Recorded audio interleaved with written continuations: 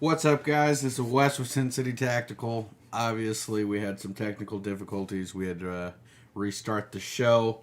Um, of course, my favorite part was the Rob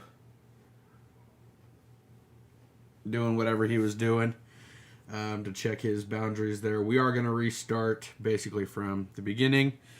So, anybody who didn't jump on earlier will be able to see everything. Everybody who did see it, I apologize. You're going to have to watch the Pro 2A news again. But we're going to move into Griff with the patriotic message. That is not Griff. All right. Anyways, technical issues aside, again, our patriotic message is brought to us today by Ellen Fields, a sci-fi author, and she has to say, "Never let the sacrifices of others be for nothing by doing nothing." And with that, we'll be going to Rob for the 2A news. Good evening, everyone. Welcome to 2A News. This week, the Second Amendment Foundation warned the Biden administration that if it steps over its legal authority with any executive action or order regarding the constitutionality protected right to keep and bear arms, legal action is a certainty. President Joe Biden has announced what an administration official calls an initial set of actions on gun control that include both executive and legislative action.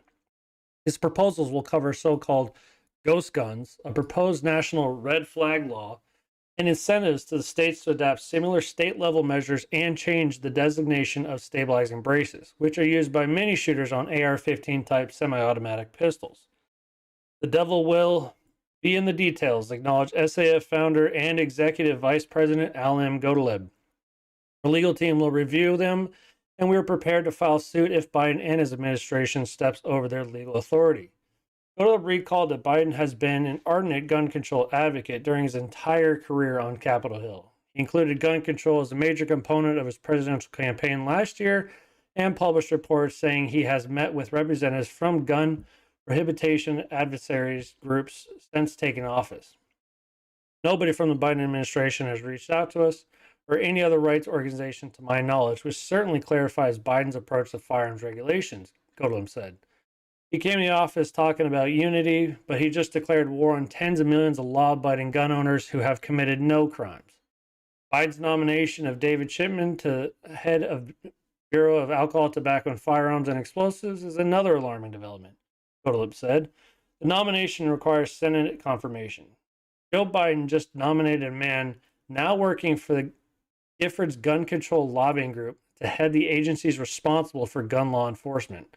Godaleb observed, "That's not just a bad signal to gun owners. The president has essentially raised the black flag, and we see nothing positive for American gun owners of the firearms industry."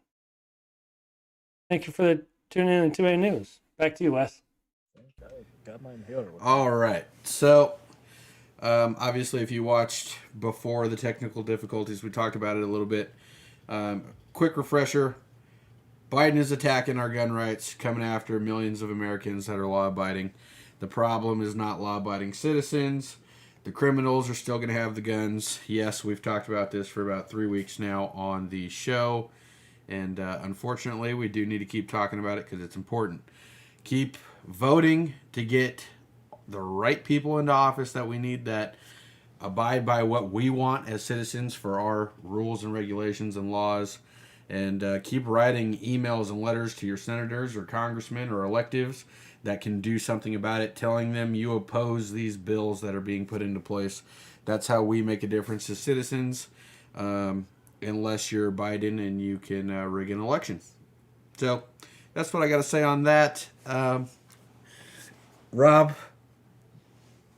Yeah, I mean, again, it's a little bit uncomfortable and a little bit terrifying that the amount of effort he's putting in towards coming after guns. And when he's talking about amendments are not absolute, that's again another big red flag. You know. Well, not to mention, he says who needs 100-round drums, but in reality, who needs 25,000 troops at their inauguration? Come on now. Good point. Real stuff, dude. Real stuff. I mean, they're made to keep power to the people, not power to the government. That's what it says in the Constitution. Power to the people. Griff? Oh no, I completely agree, and I'm with Wes. We cannot stress enough to keep on writing to your officials and telling them what they're there to do. I want to see everyone get to the point where they're starting to receive cease and desist letters from our politicians because of how fed up we are. But Ghost unlike guns. But unlike what's going on up here in Minnesota right now with rioting, we need to do this lawfully. I cannot stress that enough. 100%. 100%. Right. Last thing I'm going to say on that is, and I know I mentioned it in the last technical difficulty situation that we had, you're not taking guns away from the right people. Griff said it best on the last show. Taking guns away from law-abiding citizens is like what the war on drugs did. Absolutely nothing. The law-abiding citizens did what they were supposed to do. The criminals, guess what? We still have drugs all over the place. It's still a pandemic or epidemic or whatever you want to call it. The war on drugs didn't work. Gun control's not going to work. And like I said in the last one, your First Amendment is gone. Second Amendment, definitely gone. Third, fourth, fifth, seventh, 12th, 72nd, I don't give a fuck. Excuse me, F-bomb. But if they get our guns, we lose everything. Democracy becomes dictatorship. And we're going to leave that at that. And we are going to move into the tactical gear review. Different format this time. You're going to see it's going to be one clip that's rolled. Red signifying me, blue signifying Rob, purple signifying Griff. And then we'll get into a discussion of each of the items at the end.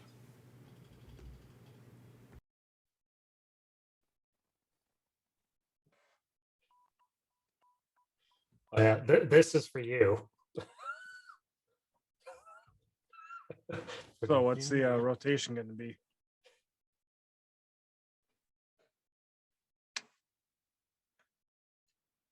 Get ready with my mice rope. All right. So, as you saw, I went with the Kaw Valley linear comp. The little AR-15 pistol you see here is running a Kaw Valley linear comp. What it does is basically it's the closest thing to a suppressor that you can get legally without having to do a tax stamp. Does it quiet the gun a little bit to you directly, but ultimately it's not going to shift sound in decimals. What it's going to do is take that gas that's being formed after you fire your projectile out of the front of the gun to help with muzzle rise and keeping your gun solid, but it's also going to direct sound and flash and everything else away from you. So it could simulate that it's a little bit quieter. Ultimately, it's going to give you better recoil management and help with not getting gassed out at the range, especially when you're running it on a pistol. So a 14.5-inch barrel and lower, that's going to be an ideal situation.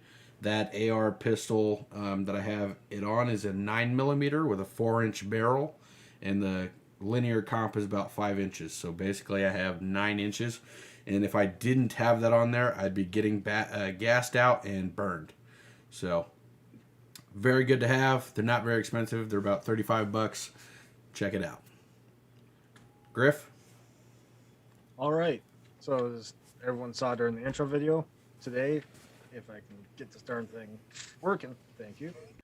I have the Atwood micro cord dispenser. Now these are $13 online, directly from the manufacturer. They come in 10 different colors and use a 1.18mm diameter cord. It has a built-in cutter, and it works just like any tape gun or tape dispenser that you would get from the post office. The thing I really love about it is I got this perfectly stock reel of cord. All I have to do is pop it right in, there we go. I no longer have to bundle it up or find other ways to carry it with me on my gear. It's a fantastic little thing. They make it for the micro cord and also one for regular 550 cord. The tensile strength on the stuff that comes with it, I want to say is 110 pounds. I have the company's, I want to say it's called Dyna X cord, which is 550-pound tensile strength. Now, they also make a Dyna X paracord that is rated all the way up to 1,780 tensile strength. And with that, we'll go over to Rob. So mine is my gun safe. It's a 14 capacity gun safe with a digital lock on it. I've had it for probably about 3 years. It's a great safe. I did have a problem with the locking mechanism, which I just recently repaired. It was actually really easy to get it done. But inside comes with 2 different shells, the 14 gun rifle rack. It actually has a built-in outlet inside of it. So if you have something that needs to be charged, I don't know, like an emergency phone or anything else, it does have a built-in charger inside of it with USB ports, which is pretty cool. The lock is powered by a 9-volt battery, and it's pretty cool. Absolutely. So I do have questions about the cordage and the safe. So the cordage, it almost looks like one of those like Christmas wrapping masking tape type of cutters. Is that like shipping tape? Yeah, it looks like a Exactly. thing of shipping tape, but it's for a cord. And Now- y'all can see the built-in cutter in there. Yeah, Oh, how really? does that stay wound up? Is there a way to? So Okay. right now I have it loose, Yeah. and it just tucks right into a little notch right in the front. Okay, cool. So it's not going to come unwound in your backpack or anything like that. Mhm. Cool. Well, that's pretty sweet. I mean, that's a lot more cord than I think you're going to carry with regular 550 cord at one time, or at least like lengthwise. I And being I did compact. forget to mention, this spool currently has 75 feet of cord on it. Yeah, I carry like 6 to 8 feet of paracord in any given bag that I take with me, which is enough to make like a lean-to or to tie up food up into a tree so animals don't get it or something. But 75 feet, there's a lot of stuff you could do with that, so that's pretty sweet. And then the gun safe. So it's an actual safe or it's a cabinet? Because I think that's important to address. It is a safe. It's a fire safe.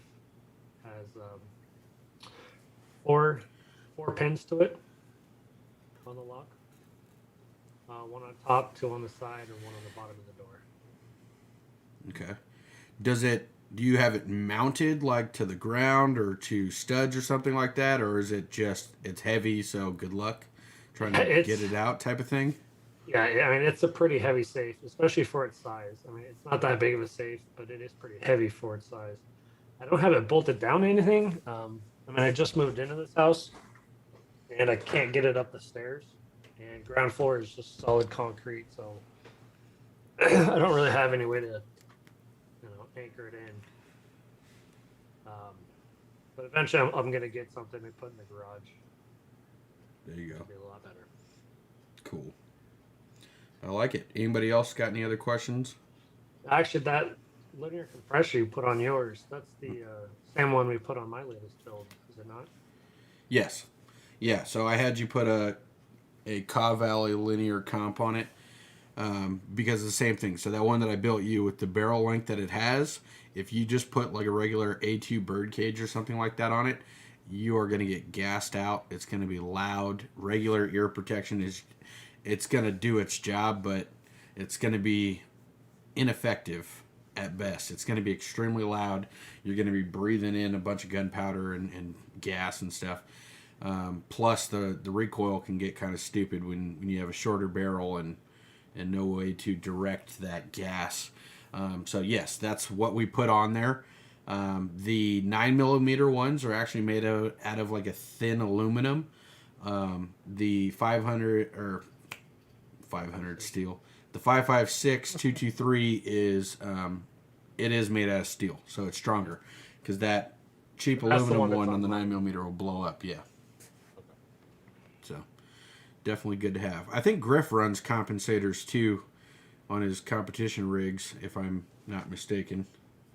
I do, and I do have a question on the compensator, and I'm not looking for a direct answer, but do you know if, off the top of your head the bore sizes that they offer, other than 9 mil and 22? Yeah, so 9 mil, 22, 308, Okay, and I believe 7.62 by 39 which would as also be well. 30 caliber.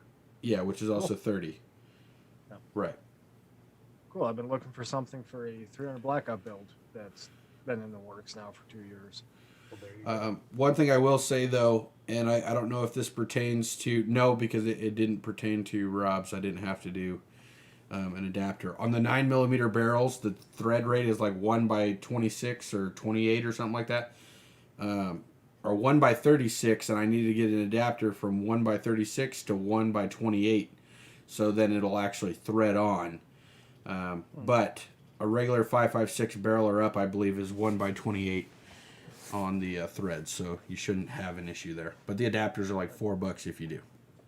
I think that was just a bad luck of the draw for your barrel. Every other 9 millimeter barrel I've ran into has been half by 28, just like regular 5.56 ones. Yeah. Okay. Well, yeah, I might have gotten. Well, my barrel's a New Frontier barrel. They make their own, so I don't know if they chose that thread pattern for whatever reason. But yeah, I believe they go up to 308 is the max. So. Cool. All right. Well, we're gonna move right into Rob with the Red Button News. Hey everyone, welcome to the Red Button News. This week, moments before he was killed, Dante Wright called his mother and told her he had got pulled over. She had no idea it would be the last time she would speak with her son.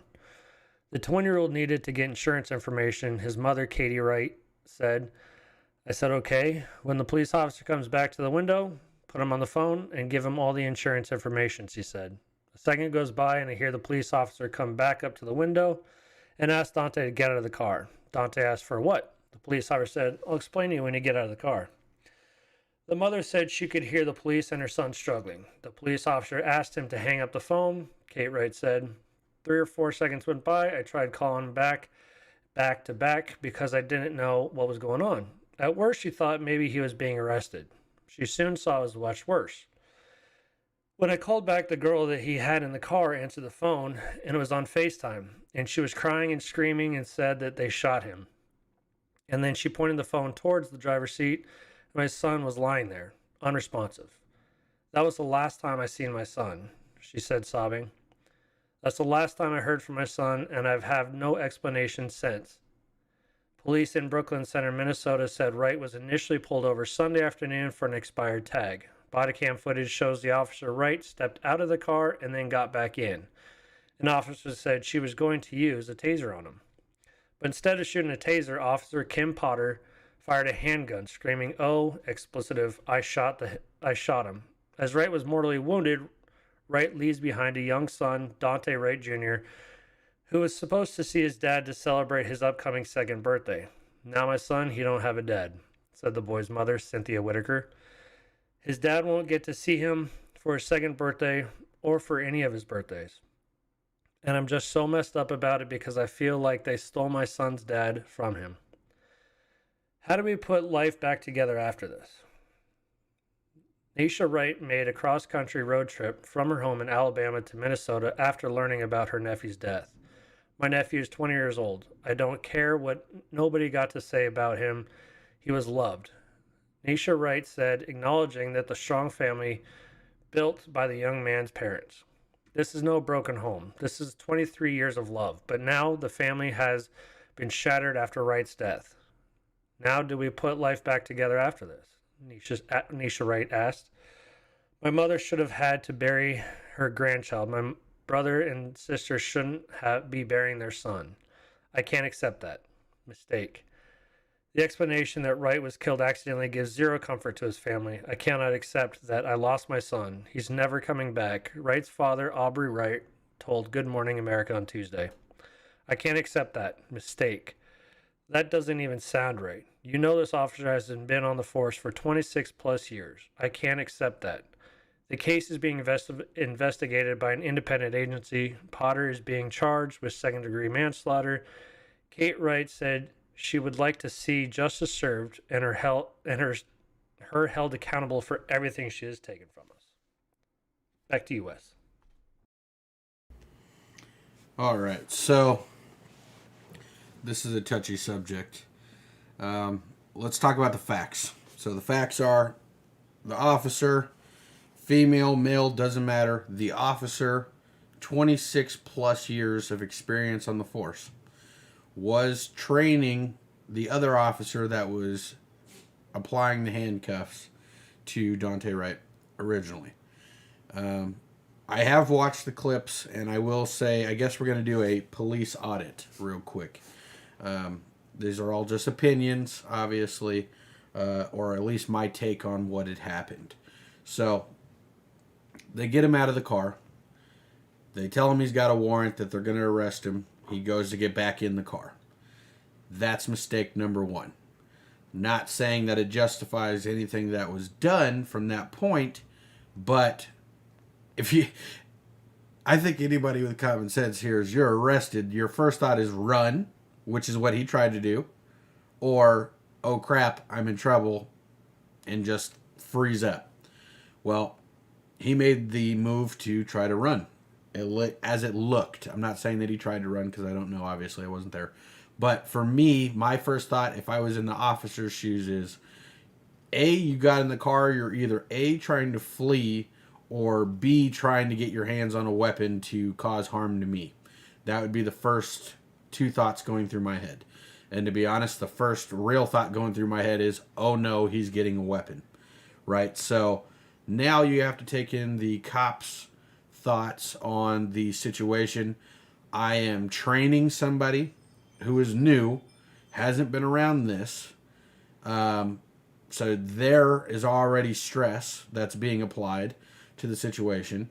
Not to mention him jumping back into the car and resisting arrest the way that it was. From the sound of the officer's voice, it doesn't sound to me like she intentionally was like, oh, I'm going to shoot him. You know, and I truly, truly, truly believe that cops are not trying to put themselves in positions like this on purpose. They know that every single step they take, especially in Minnesota, you are getting filmed. One way or the other, you're on a camera and there's a microphone going. Regardless if it's your body cam footage or a store's camera outside or the person sitting next to him with a cell phone. You're getting scrutinized for every decision you make. So, do I believe that this happened intentionally? No. Do I think it's tragic? Yes, absolutely. Do I feel like this would have been prevented if he did not try to get in the car? Absolutely. If he would have allowed them to just handcuff him and put him in the back of their car, this probably wouldn't have happened. I'm not justifying the situation. Now, I'm going to speak devil's advocate a little bit here. The police officers that I know, and even with some of my own training and stuff like that, a taser that they use, a law enforcement grade taser, typically looks like a pistol, but is yellow and black. They do make all black ones, but they're shaped differently. The barrel end of it is pretty wide, but they're yellow. They're supposed to stand out. Now, from my understanding as well, that the police officer's firearm is going to be on their right side if they're right-handed, and the taser is going to be on their left. And knowing that, and if you train with your equipment, which we recommend on this show, is to train with your equipment in the way that you would be carrying it when defending your life. Don't just train, oh, let me stand here and shoot. You need to learn how to draw from the holster. A lot of inside shooting ranges don't allow you to draw from the hip and fire That's why I recommend going out into the desert and doing some training there, because you can practice in that way. Of course, trigger discipline, things like that. Um, I, we're not going to get into that because that's a rabbit hole right there. But from my understanding, the officer's pistol was on her right hip. Her taser would have been crossbody holster, facing backwards so she can get the handle and draw the taser across her body to come out. That should have been a thought that was going through her head. But at the same point, if you're in fear for your own life, they've done studies where, they put somebody through a traumatic stress environment and make them try to remember a color or make them remember a sentence or something that they saw in an image, and what they recollect from it is completely different than what actually happened. This happens all the time. There's studies that show this all the time. But there should have been more training involved, I believe, on both ends. Just because you have 26 plus years experience in your craft doesn't mean that you're going to be perfect at all times. And that's why it's a perishable skill. If you don't practice, you lose it. And of course, you have to practice in a stressed out situation. I try to create stress situations with music. I'm not trying to do a bunch of crazy things going on while I'm shooting, because that's not safe. But to have headphones in underneath my ear pro and play a very like heavy metal or very energetic type of music, it gets the heart going. Makes me learn how to slow down under stress.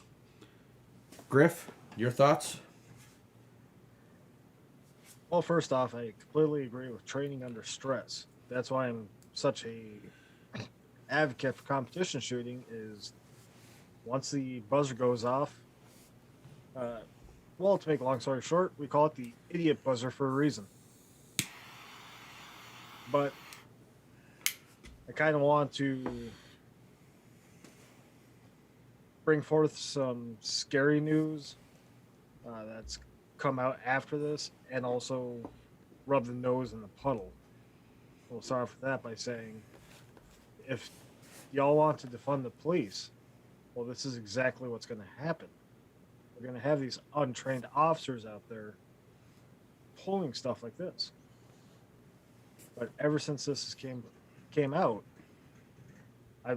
I know for certain in this state they're talking about it, of disarming the police, only equipping them with tasers, and even stripping the National Guard of their arms.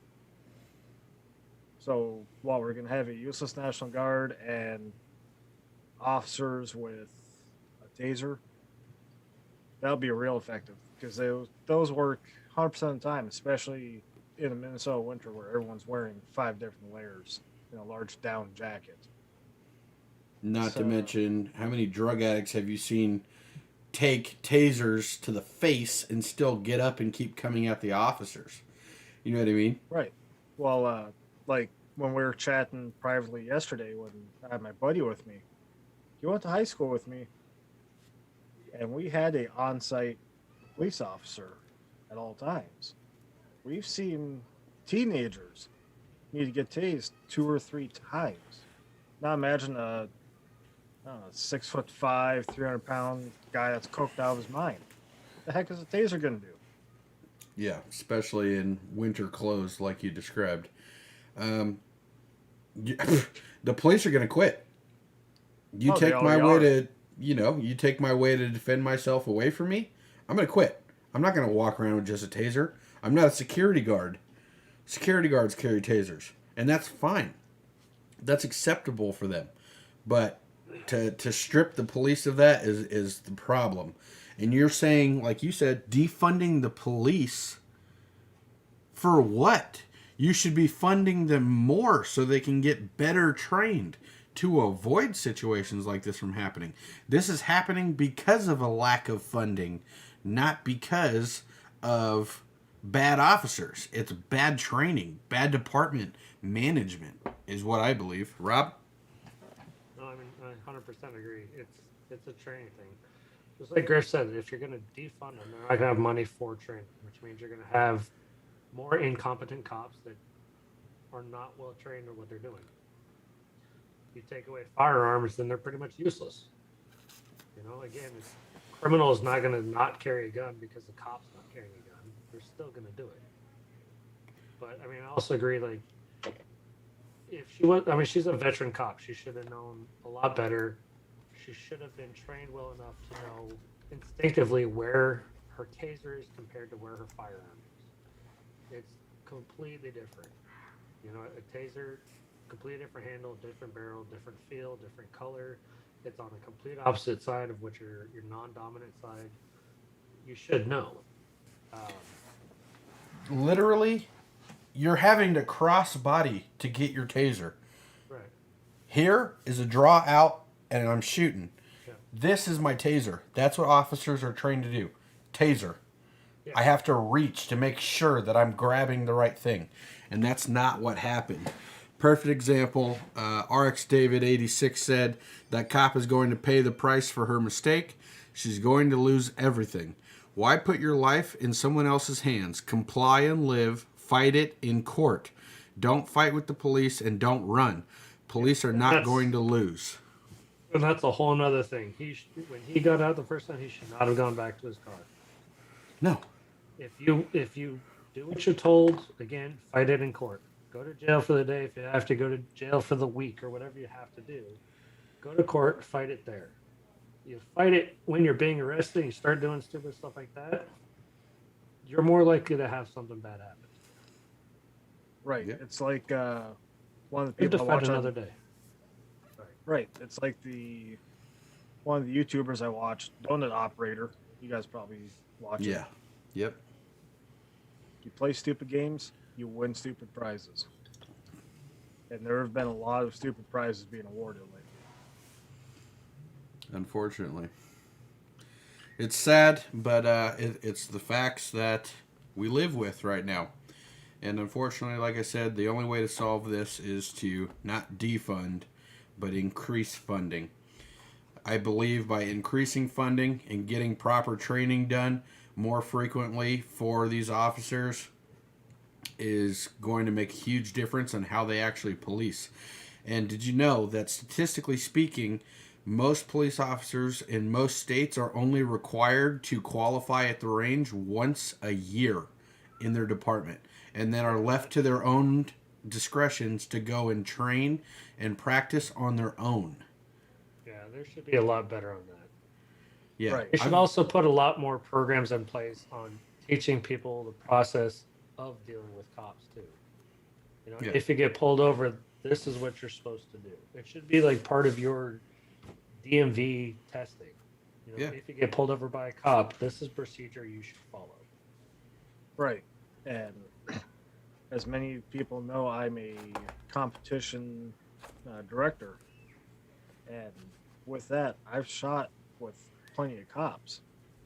And I must say, the minute I hear a cop is on our shooting squad, it terrifies me. The amount of training the average police officer has is woefully lacking, to say the least. I was going to say, I've gone shooting where I've had officers and detectives and things like that out on the range with me, and I outperform them. Mm-hmm. That scares the hell out of me.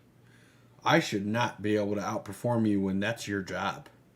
You know what I mean? Oh. Now, I'm not saying shooting every day is your job, but you're carrying every single day, which means you should be more proficient with that firearm than any other person.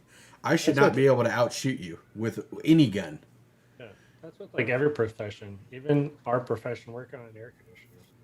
You don't constantly train yourself, you're not going to do it right. You're going to screw it up. Even your mess ups aren't going to be as bad as situations like this, but it's still that's your job. Well, it's like when I broke my ankle. I was out of work for 6, almost 7 months. When I came back, oh my God! If I didn't have to go through like 6 different refresher courses just to get myself back into form, it was a perishable skill. If you don't practice it, you lose it. And RX David has commented again saying, when I was in the police, I trained in Krav Maga. I was not going to get my A-word kicked and have to kill someone. I was gonna win. I paid for that training and out of my own time, not required. That's sad, bro. Like, I commend you for being that type of officer to better yourself and better your own training, but the department should have handled all of that. But we are going to move into the shout outs and sponsors.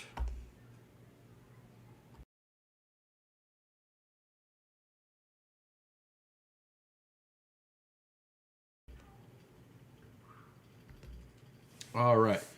So I want to shout out Wendy from Sight Shooter. She's a personal firearms instructor out here in Las Vegas. Unfortunately, I think some of our police officers may need to reach out to get themselves some proper training. They teach basics in firearms, advanced in firearms, clearing houses, things like that. Self-defense classes, you can find her at sightshooter.com. Tell her Wes, Rob, or Griff from Sincity Tactical sent you, and she might give you a nice little package. Secondly, I want to thank Tac Pack, where it's a monthly subscription service. You get a box of tactical gear once a month. Comes with about 5 or 6 items, and if you use our code Sincity Tactical or SC Tactical, you'll get a free mystery grab bag with your first order, which is a bunch of little smaller items from previous boxes to enhance your first month's box. And I want to shout out a soon-to-be new sponsor to the show. As you guys saw, I've been smoking cigars on the past couple of shows. I want to thank Las Vegas Cigar Outlet off of Sahara. They will be soon sponsoring the show. Provided me with a very nice humidor and about 25, a bundle of daily cigars to smoke and some premium ones as well. Check them out. Once again, you can say Wes, Rob, or Griff sent you from Sin City Tactical, and Roger or JJ will give you a nice discount when you go in there if you're into cigars. But we are going to move into Griff for his shoutouts. All right. And as usual, I like to shout out G3 at g3survival.com, the finest handmade leather goods for firearms on the entire market. Whether you're looking for grip wraps, magazine wraps, foreign wraps, cheek wells, he does have new 2-finger and 3-finger straps for your forend. We are constantly coming out with new designs. In fact, 2 days ago, he sent me an email to produce another tool for him. So please be on the lookout for anything new on his website. And I'm going to do a little shameless self promotion here saying check out our merch store at cincytactical.xyz or cincytacticalmn.xyz. And also, if you could, swing by our Patreon and check that out. Every little bit helps the show and helps us grow bigger and better. Rob, what do you have for us today? Well, I'd like to throw a shout out to 702 HVAC guy. If you're all down to watch some Call of Duty Warzone, some Apex Legends, pretty good stream in there, pretty good gameplay. Also, One Shot 417. If you're into some Fortnite games, pretty fun couple guys there. But that's about it. Also, sometimes you'll catch Sin City Tactical playing with 702 HVAC guy in Warzone. We've been trying to do that a little bit more. I try to get on and play some Warzone. Plunder, that's where it's at. Oh, nope, I'm not going to say what I was going to say. Griff's going to hit me with a censor button if I do that, so we're not going to do that. But, yeah, One Shot 417, check him out. I can't play Fortnite. I can't build and do all that editing stuff while trying to play, but I do enjoy watching it, and he's probably one of my favorite ones to watch, so check them out. But that's it for the shout-outs. We're going to move right into the EDC How and Why.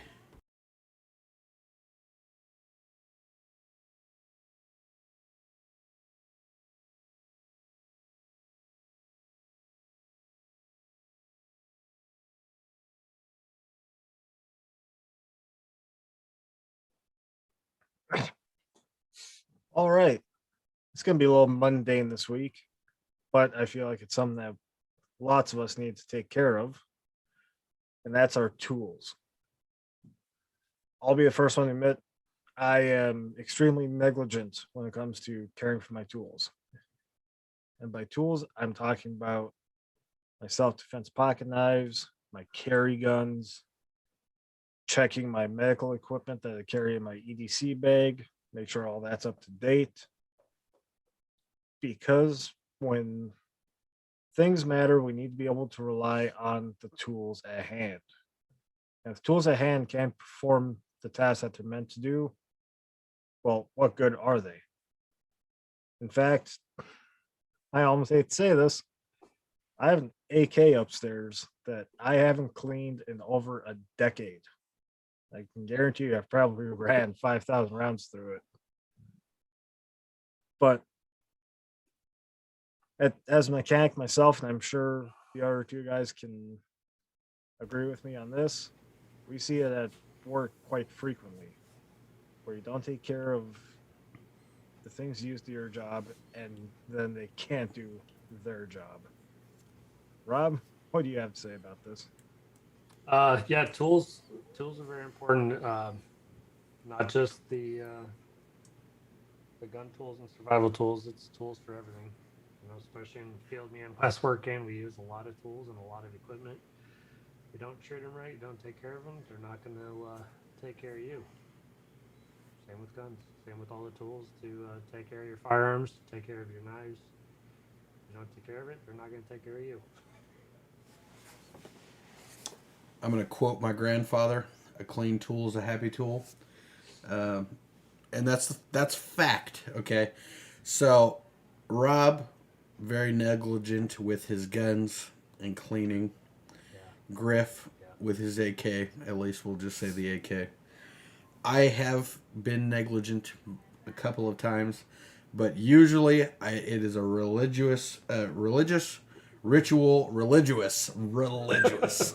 to put that in the dictionary, guys. Religious ritual for me to come home and clean the guns, get them all clean, because like you said, and I believe that RX David would agree as well, from his background as being a police officer. If the tool jams, that is a difference between life or death. And I would rather not deal with that. Or, perfect example, Rob has seen me in my day job with a dead battery on a tool. I believe that's part of caring for your tools. Making sure that the accessories that go with it are being taken care of. And, of course, he goes to meet me on a roof or something. And what am I dealing with? A 6-in-1 in my hand, taking off 17,000 screws by hand because I didn't charge my drill. So, caring for your tools is a very important task. Yes, it can be tedious, but when your tools are reliable, it makes the difference. Griff? Right. And as long as you keep up on taking care of your tools, each time you go back to it, it'll just be even easier. Like my self defense pocket knife, I take 5 minutes a week, take the dust and lint out of it, a couple drops of oil, and that's it. Now, if I wasn't doing that on a weekly basis, I'd visit it once a year and I'd have to spend an hour or two out of my day just to get the same results. It's a habit we need to develop. And unfortunately, this is one of the habits that isn't so easily developed. No, it's not. It's not. But once you get in the habit of doing it on a regular basis, make it part of your routine. When you grab the gun bag or your tool bag and you go to bring it in the house, go directly to your cleaning station, clean them, put them away. Then you know that they're taken care of, and when you need it next, it's going to be in the place that you put it, where it normally is, and it's going to be clean and ready to go. Having a tool that isn't charged or isn't ready to go is the worst thing ever, especially when you're 25 feet in the air, it's 180 degrees and hell outside, and you swear the devil's looking down on you, and you have a stupid 6-in-1 in your hand because you didn't charge a drill. You're going to regret life, I'm telling you. So, yeah, that's it on that. Here many times. And we are going to move into the ending of the show here. And Griff, do you want to end the show? All right. So, with that, all I have to say is let's keep safe out there. Keep being the great patriots I know we can all be. And for all of us up here in Minnesota, especially, but for everyone else around, stay vigilant. And I'd like to see y'all back next week. And for Vegas, we'll catch you on the next one. We out.